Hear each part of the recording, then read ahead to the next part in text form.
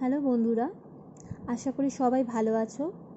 আমাদের আজকের গল্প জুল ভার্নের লেখা একটি সায়েন্স ফিকশন, যা বাংলায় অনুবাদ করেছেন শ্রী মানবেন্দ্র বন্দ্যোপাধ্যায় মহাশয়।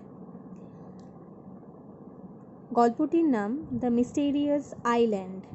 আশা করি গল্পটি তোমাদের সবার ভালো লাগবে। আমার নিজেরও পড়ার সময় খুবই ভালো লেগেছে, আর তাই জন্যই এটা আমি তোমাদের সবার সাথে শেয়ার করছি। চলো তবে শুনে নেওয়া যাক আজকের গল্প দ্য মিস্টেরিয়াস আইল্যান্ড পার্ট 1। ঝোড়ো হাওয়ার গর্জনকে ছাপিয়ে হাওয়ায় একটা আর্ত স্বর বেজে উঠল। আমরা কি উপরে উঠেছি আবার? উত্তর এলো, না, আমরা নেমে যাচ্ছি। অন্য আরেকটা গলা শোনা গেল, বেলুনের বোঝাগুলো কেউ তাড়াতাড়ি ফেলে দাও। অনেক আগেই বেলুন খালি করে সব বোঝা ফেলে দেওয়া হয়েছে, তবু বেলুন একটু উপরে উঠছে না।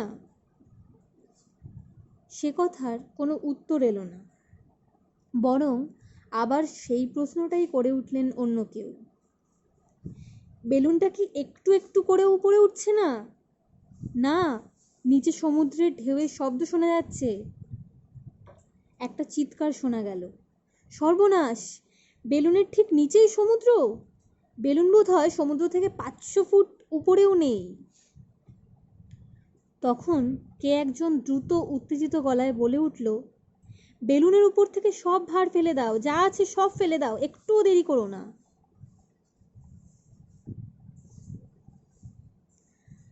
1865 খ্রিস্টাব্দের 23শে মার্চ বিকেল 4টের সময় তরঙ্গময় প্রশান্ত মহাসাগরের মাত্র 500 ফুট উপরে এই কথাগুলো শোনা যাচ্ছিল।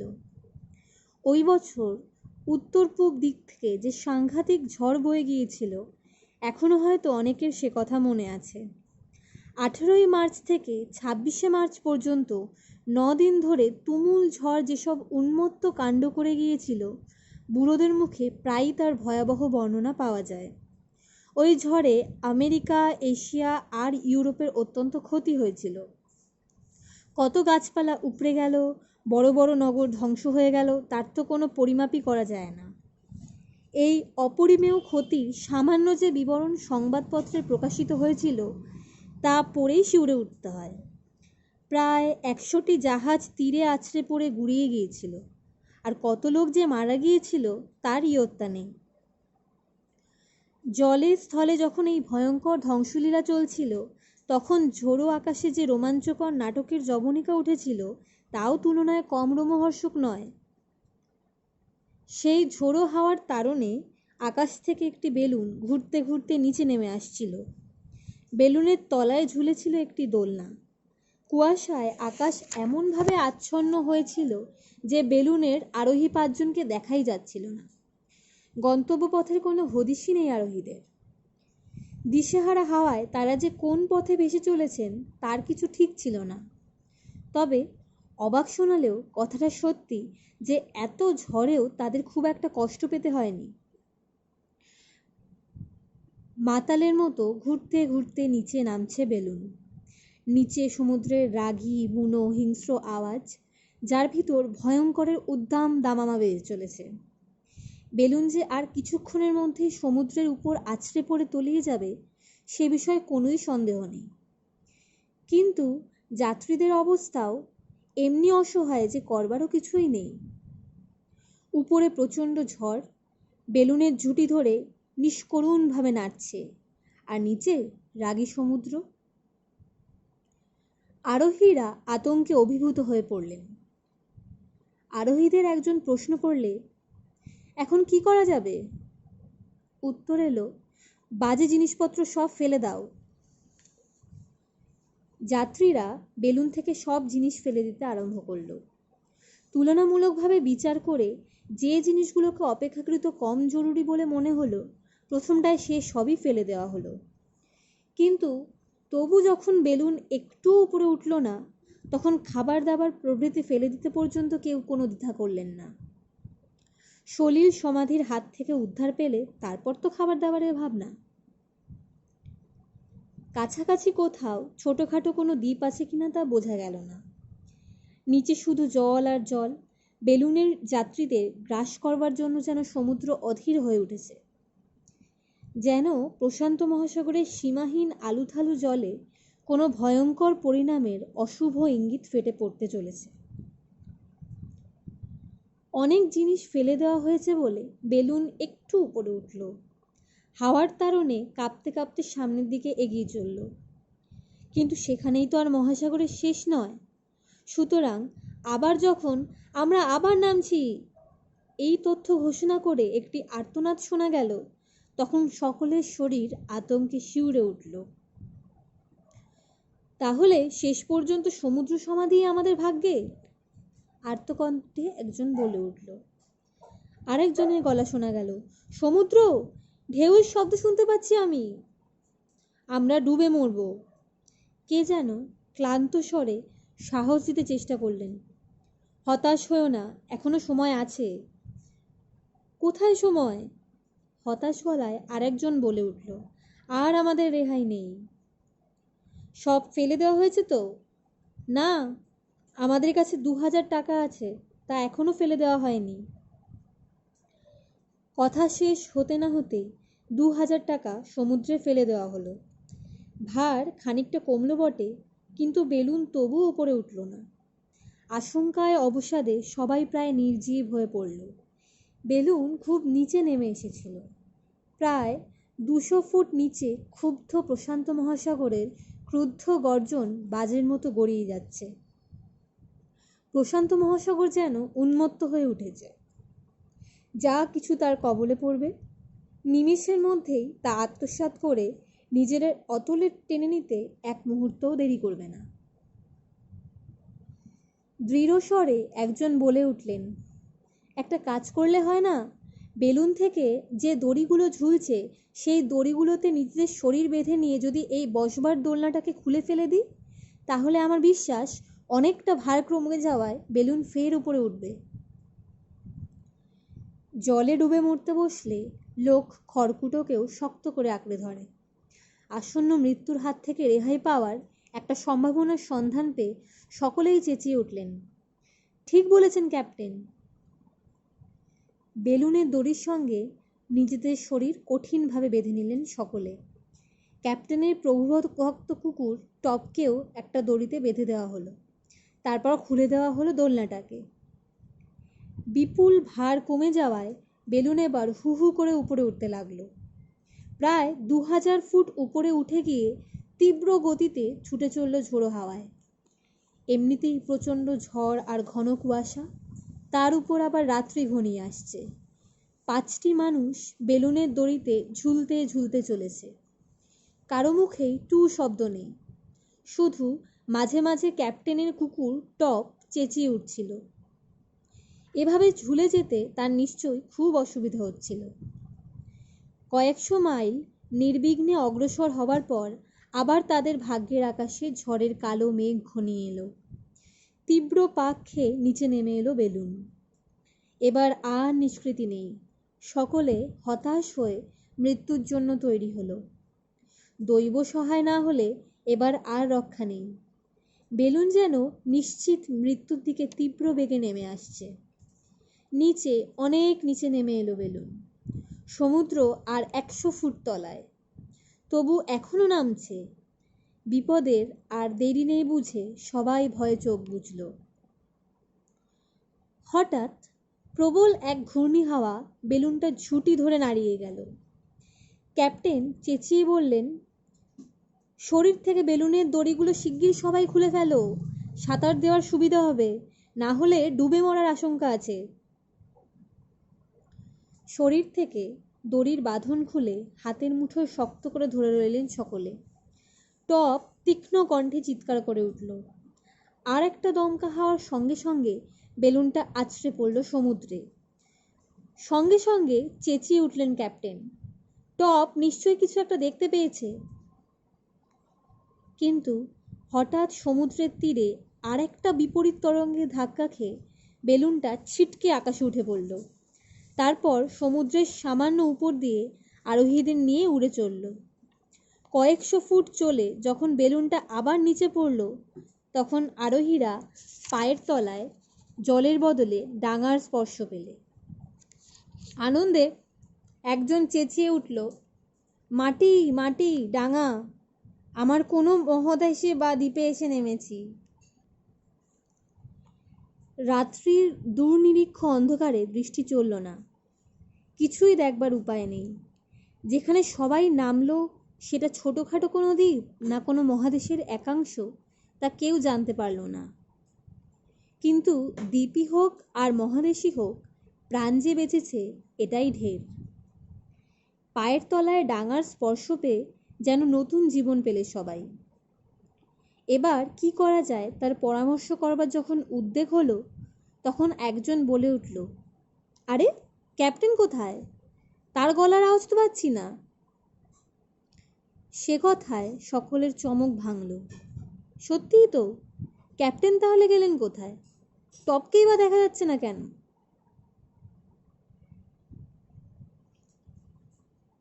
আরোহী কজনকে নিয়ে বেলুনটা কোত্থেকে এসেছে সে কথা জানবার জন্য অনেকেরই কৌতূহল হতে পারে। বিশেষ করে এই রকম দুর্যোগের মধ্যে আকাশে উঠবারই বা এমন কি দরকার পড়েছিল সে প্রশ্ন ওঠাও অস্বাভাবিক নয়। ঝড় শুরু হয়েছে 5 দিন হলো। 18ই মার্চ থেকে ঝড়ের কিছু কিছু আভাস পাওয়া গিয়েছিল। এই তীব্র ঝড়ের পাল্লায় পড়ে বেলুনটা যে অনেক দূরের দেশ থেকে তীরবেগে ছুটে এখানে পড়েছে তাতে কোনো সন্দেহ নেই। শখ করে এরা কেউই এই ভয়ঙ্কর ঝড়ের মধ্যে আকাশবিহারে বের হননি, বা নেহাত দৈবাতও এ ঘটনা ঘটেনি। যে কজন আরোহী এই বেলুনের তারা সবাই ছিলেন রিচমন্ড শহরের বন্দী। বন্দিত্বের হাত থেকে মুক্তি পাওয়ার জন্যই তারা এই বেলুনের সাহায্য নিয়েছিলেন। আসল ঘটনাটি হলো 1865 খ্রিস্টাব্দে আমেরিকায় যে গৃহযুদ্ধ শুরু হয় তার মূলে ছিল কৃতদাস প্রথা উচ্ছেদের সংকল্প। লড়াইয়ের বিস্তারিত বর্ণনায় আর আমরা যাব না, শুধু এটুকু বললেই যথেষ্ট যে গৃহযুদ্ধ বন্ধ করবার জন্য দাসপ্রথা উচ্ছেদকারীদের দল বিশেষভাবে মরিয়া হয়ে উঠেছিল, এবং তাদেরই একজন হলেন জেনারেল গ্র্যান্ট। জেনারেল গ্র্যান্ট মরিয়া হয়ে রিচমন্ড শহর আক্রমণ করেন। কয়েক জায়গায় জয়লাভ হলো বটে, কিন্তু রিচমন্ড কিছুতেই দখল করা গেল না। এই লড়াইয়ের সময় জেনারেল গ্র্যান্টের জনকয়েক বড় অফিসার শত্রুপক্ষের হাতে ধরা পড়েন। ক্যাপ্টেন সাইরাস হার্ডিং তাদের অন্যতম। সাইরাস হার্ডিংয়ের মতো ইঞ্জিনিয়ার বিরল। সরকারের তরফ থেকে তাকে লড়াইয়ের এলাকায় রেলপথ নির্মাণের জন্য নিযুক্ত করা হয়। তার বয়স প্রায় 45 বছর। অনতি দীর্ঘ দেহ, ছিপছিপে চেহারা, শরীরের গড়ন যেন লোহা পেটানো। সাইরাস হার্ডিংয়ের কর্মজীবন শুরু হয় অতি সামান্যভাবে। তার বুদ্ধি যেমন তীক্ষ্ণ ছিল, কর্মদক্ষতাও ছিল তেমনি আশ্চর্য। এই জন্যই অল্পদিনের মধ্যেই হার্ডিং জীবনে উন্নতি করতে পেরেছিলেন। যে উদগ্র অভিপ্সার বলে চিরকাল সব কাজে জয়লাভ করা যায়, সেই দৃঢ় অভিপ্সার ছিল হার্ডিংয়ের। যেদিন হার্ডিং গ্রেফতার হয়েছিলেন সেদিন আরও একটা উল্লেখযোগ্য ঘটনা ঘটেছিল। নিউ ইয়র্ক হেরাল্ডের প্রধান সাংবাদিক গিডিয়ন স্পিলেটও সেদিন গ্রেপ্তার হয়েছিলেন। তাকেও রিচমন্ডে আনানো হয়েছিল। অকুতোভয় গিডিয়ন স্পিলেট সংবাদ সংগ্রহের জন্য ভয়ঙ্কর বিপদের মধ্যে ঝাঁপিয়ে পড়তে ইতস্তত করতেন না। অন্যান্য খবরের কাগজের চেয়ে অনেক আগেই যাতে নিউ ইয়র্ক হেরাল্ড খবর জোগাড় করতে পারে সেদিকে তার তীক্ষ্ণ নজর ছিল। শালপ্রাংশু দেহ তার, বয়স বছর 40-এর মতো। তার অনন্য সাধারণ বুদ্ধি, প্রচণ্ড উদ্যম আর উৎসাহ অন্যান্য সাংবাদিকদের ঈর্ষার বস্তু হয়ে উঠেছিল। সে সময় যতগুলো লড়াই হয়েছিল তার প্রায় প্রত্যেকটিতেই খবর জোগাড় করবার জন্য স্পিলেট উপস্থিত থাকতেন। অগুন্তি গোলাগুলির মাঝখানে ঠান্ডা মাথায় খবর জোগাড় করার অসাধারণ ক্ষমতা ছিল তার। তার কর্তব্য জ্ঞান ছিল প্রখর। এক হাতে রিভলভার আর অন্য হাতে পেন্সিল নিয়ে খবর লিখতেন তিনি। বিপদের মুহূর্ত পর্যন্ত খবর লিখে চলতেন। গ্রেফতার হওয়ার আগে তার ডায়েরিতে এই পর্যন্ত লেখা ছিল, একজন সৈনিক আমার দিকে তার বন্দুক উঁচিয়ে লক্ষ্য স্থির করছে। কিন্তু লাইনটা আর শেষ হয়নি। এরপর স্পিলেট কি লিখতেন তা অনুমান করা মোটেই কঠিন নয়। তিনি লিখতেন, কিন্তু সে আমায় শেষ পর্যন্ত গুলি না করে গ্রেফতার করল। এর থেকেই স্পষ্ট বোঝা যায় তার সাহস আর কর্তব্যজ্ঞান কি অনন্য সাধারণ। তিনি গুলি খেতে চলেছেন, কিন্তু তবু খবর লিখতে তার বিরতি নেই। ক্যাপ্টেন সাইরাস হার্ডিং আর গিডিয়ন স্পেলেট যখন রিচমন্ডে বন্দী হলেন, তখন এদের মধ্যে কোনো আলাপ পরিচয়ই ছিল না, কিন্তু দুজনেই দুজনের বিপুল খ্যাতির কথা শুনেছিলেন। সুতরাং দুজনের মধ্যে আলাপ জমে উঠতে দেরি হলো না। বিশেষ করে তারা দুজনেই একই দলের লোক, আর দুজনেরই উদ্দেশ্য হলো কি করে পালানো যায়। কিন্তু পালাবার কোনো পথ ছিল না। শহরের মধ্যে ঘুরে বেড়ানোর অধিকার অবশ্যই তাদের ছিল, কিন্তু শহরের বাইরে বেরোনোর পথ ছিল বন্ধ। শহরের প্রত্যেকটি বহির্দ্বারে কড়া পাহারা, ভেতরেও পাহারা। সেই পাহারাদারদের চোখ এড়িয়ে পালানোর কোনো জো ছিল না। বাইরের লোকের পক্ষে ভিতরে আসা অবশ্য ততটা অসুবিধার ছিল না, কিন্তু রিচমন্ড ছেড়ে পালিয়ে যাওয়া ছিল একেবারে অসম্ভব। সাইরাস হার্ডিংয়ের প্রভুভক্ত নিগ্রো ভৃত্য একদিন রিচমন্ডে হার্ডিংয়ের কাছে পালিয়ে এলো। এতদিন সে হার্ডিংয়ের বাড়িতেই ছিল, কিন্তু যখন সে শুনল যে সাইরাস হার্ডিংকে শত্রুপক্ষের লোকেরা গ্রেফতার করেছে, তখন সে বিন্দুমাত্র বিলম্ব না করে টপকে সঙ্গে করে চলে এলো। ভৃত্যটির নাম নেবুস্যাডনেজার ওরফে নেব। এদিকে জেনারেল গ্র্যান্ট রিচমন্ড দখল করবার জন্য মরিয়া হয়ে উঠেছিলেন। তিনি রিচমন্ড দখল করলে শহরের লোকদের পক্ষে বেরোনোর পথ সুগম হতো, কিন্তু অদূর ভবিষ্যতে সে সম্ভাবনা সুদূর পরাহত ছিল। যারা ব্যবসা বাণিজ্যের জন্য রিচমন্ডে এসেছিল, লড়াই শুরু হওয়ায় ভেতরে আটকা পড়ে তারাও দারুণ অসুবিধায় পড়ল। রিচমন্ডের অনেকেই পালানোর জন্য ব্যস্ত হয়ে উঠল। এর কিছুদিন বাদেই গ্র্যান্টের ফোর্স বাইরে থেকে রিচমন্ড অবরোধ করল। শহরের শাসনকর্তা জেনারেল লি তখন প্রমাদ করলেন। এমনভাবে শহরটা অবরোধ করা হয়েছিল যে বাইরের কোনো খবর পাঠানো অসম্ভব হয়ে উঠল। কাজেই জেনারেল লিও আর বাইরে তার ফৌজের কমান্ডারদের সঙ্গে কথাবার্তা চালাতে পারলেন না। বাইরে লড়াইয়ের হালচাল যে কেমন তাও তিনি জানতে পারলেন না। অনেক ভেবেচিন্তে জেনারেল লি বাইরে খবর পাঠাবার জন্য এক উপায় বের করলেন। তখনকার দিনে বেলুনই ছিল একমাত্র আকাশযান। বেলুনে করে কয়েকজন লোককে বাইরে পাঠিয়ে লড়াইয়ের অবস্থা পর্যবেক্ষণ করা আর ফৌজের অধিনায়ককে সকল খবর জানানো হবে বলে ঠিক হলো। সেই জন্যই শিগগিরই একটা বেলুন তৈরি করা হলো। কয়েকজন লোকের উপযোগী চলনসই গোছের একটা দোলনা বেলুনের তলায় ঝুলিয়ে দেওয়া হলো। 18ই মার্চ রওনা হওয়ার কথা, কিন্তু সেদিন সকাল থেকেই আকাশে কালো মেঘের আনাগোনা দেখা গেল। রিচমন্ডের অনেকেই যে পালানোর জন্য উদ্গ্রীব হয়ে উঠেছিল সে কথা তো আগেই বলা হয়েছে। পেনক্রাফট নামে একটি নাবিক এই বেলুন তৈরির খবর শুনে একটু উৎসাহিত হয়েছিল। সে খবর নিয়ে জানলে যে ক্যাপ্টেন ফরেস্টারের নেতৃত্বে কয়েকজন সৈনিক পূর্বাভাস দেখে বেলুনে করে 18ই মার্চ সকালবেলা রওনা হবে বলে ঠিক করেছে। ঘুম থেকে উঠেই আকাশে ঝড়ের পূর্বাভাস থেকে পেনক্রাফট উৎসাহিত হয়ে উঠল। যে ময়দানে বেলুনটা যাত্রার জন্য তৈরি হয়েছিল, সাত সকালেই পেনক্রাফট সেখানে গিয়ে হাজির হলো। সে আড়াল থেকে দেখতে পেলে জেনারেল লি, ক্যাপ্টেন ফরেস্টার এবং কয়েকজন সৈনিক বেলুনের কাছে দাঁড়িয়ে কথা বলছে। সে একটু দূর থেকে ওদের কথা শুনবার চেষ্টা করলে সে শুনতে পেলে ক্যাপ্টেন ফরেস্টার বলছেন, যতক্ষণ না এই ঝোড়ো হাওয়া কমছে ততক্ষণ রওনা হওয়া যাবে না জেনারেল। এই যে দেখছি রীতিমতো হ্যারিকেন। জেনারেল লি সে কথায় সায় দিলেন। আপনি ঠিকই বলেছেন ক্যাপ্টেন ফরেস্টার। এই ঝড়ের মধ্যে রওনা হলে নির্ঘাত মরতে হবে। বরং কাল সকালে রওনা হলে ভালো হয়। তাহলে সবাই তৈরি হয়ে থেকো, কাল সকালেই রওনা হওয়া যাবে। কিন্তু দেখো বেলুনটি নিয়ে যেন অন্যরা আবার না পালায়। আপনি নিশ্চিন্ত থাকুন জেনারেল, এই প্রচণ্ড ঝড়ের মধ্যে সাত করে মরতে কেউ বেলুনে উঠবে না। ওদের এই কথা শুনে পেনক্রাফট মনে মনে বললে, আমি নিশ্চিত জানি ক্যাপ্টেন হার্ডিং এই সুযোগ ছাড়বেন না। আবহাওয়া অবশ্য বিচ্ছিরি নোংরা হয়ে আছে, কিন্তু সেটাই তো আমাদের সুযোগ। তক্ষুনি পেনক্রাফট হার্ডিংয়ের খোঁজে রওনা হয়ে পড়ল। হার্ডিং তখন একটা দরকারি জিনিসপত্র কেনাকাটা করতে বেরিয়েছিলেন। রাস্তাতেই পেনক্রাফটের সঙ্গে তার দেখা হলো। পেনক্রাফট তাকে বললে, আমার একটা কথা শুনবেন ক্যাপ্টেন হার্ডিং? হার্ডিং পেনক্রাফটের মুখের দিকে তাকালেন। পেনক্রাফট তখন বললে, আপনি কি এখান থেকে পালিয়ে যেতে চান? অন্যমনস্কভাবে হার্ডিং শুধলেন, কখন? আজকেই, বলে পেনক্রাফট তার জবাবের প্রতীক্ষা করতে লাগলো। সাইরাস হার্ডিং পালানোর জন্য এত উদ্গ্রীব হয়ে উঠেছিলেন যে পালানোর নামেই ব্যস্ত হয়ে উঠেছিলেন। একটু বাদেই তার হুঁশ হলো।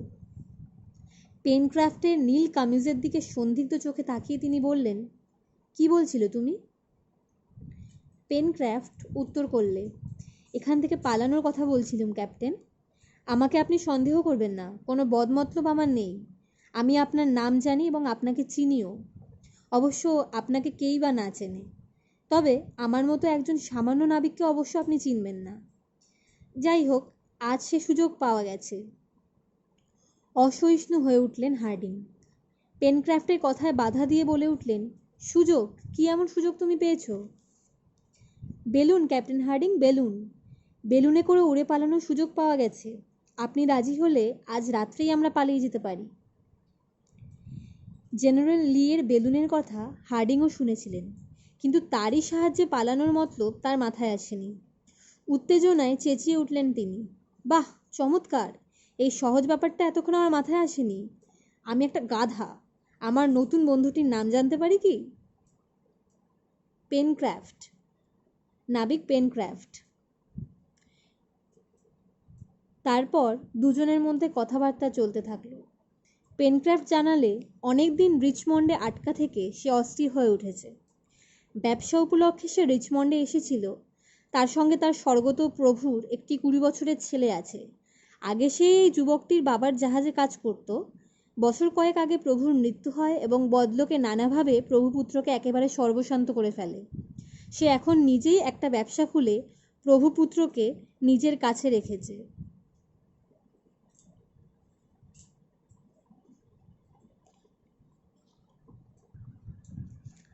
কথা বলতে বলতে পেনক্রাফটকে সঙ্গে নিয়ে সাইরাস হার্ডিং গেডিয়ন স্পিলেটের কাছে গিয়ে হাজির হলেন। সব কথা শুনে স্পিলেটও আনন্দে লাফিয়ে উঠলেন। তারপর তিনজনে বসে অনেকক্ষণ ধরে শলা পরামর্শ চলল। ঠিক হলো, দরকারি জিনিসপত্র সঙ্গে নিয়ে সেদিনই রাত 10টায় যাত্রা শুরু হবে। রাত্রে কোথায় সবাইকে মিলতে হবে তাও ঠিক করা হলো। হার্ডিং শুধু বললেন, ঈশ্বর করুন ঝড় যেন না কমে। পেনক্রাফট বললে, আশ্চর্য সুযোগ পাওয়া গেছে। ঝড়ের জন্য রাত্রে বেলুনের কাছে পাহারাও থাকবে না। রাত্রির নিরেট অন্ধকারে যখন সারা রিচমন্ড ঢাকা পড়ে গেল, তখন যাওয়ার জন্য তৈরি হতে লাগলেন সবাই। মাঠে তখন একজনও পাহারাওয়ালা ছিল না। এই দুর্যোগের রাতে বেলুন পাহারা দেওয়া তারা দরকার মনে করেনি। সবাই অন্ধকারে গা ঢাকা দিয়ে নির্বিঘ্নে গিয়ে বেলুনে চেপে বসলেন। এক এক করে বেলুনের সবগুলো দড়ি কেটে দেওয়া হলো। অমনি শা শা করে মহাশূন্য উঠে গেল বেলুন। তারপর তীব্র গতিতে হাওয়ার টানে ভেসে চলল। এরই কয়েকদিন পরের ঘটনা আমরা আগেই বলেছি। নিশ্চিত মৃত্যুর হাত থেকে রক্ষা পেয়ে সবাই যখন মুখর হয়ে উঠেছেন, তখনই দেখা গেল তাদের অধিনায়ক সাইরাস হার্ডিং নিখোঁজ। হার্ডিংয়ের কুকুর টপি বা গেল কোথায়? হার্ডিং হয়তো কাছাকাছি কোথাও আছেন এই ভেবে সবাই অনেক ডাকলো তার নাম ধরে, কিন্তু কোথাও কোনো সাড়া পাওয়া গেল না। সাইরাস হার্ডিং তবে গেলেন কোথায়? আজকের মতো গল্প এতটুকুই। বাকি গল্পটা আমরা শুনবো এর পরের পর্বগুলোতে। আপনাদের যদি গল্পটা ভালো লেগে থাকে তাহলে অবশ্যই শেয়ার করবেন, এবং যদি কিছু অ্যাডভাইস দেওয়ার থাকে নিশ্চয়ই সেটা কমেন্ট বক্সে জানাবেন। নিজস্ব কিছু যদি গল্প আপনাদের রেকমেন্ড করার থাকে সেটাও আপনারা লিখে রাখতে পারেন কমেন্ট বক্সে। ধন্যবাদ।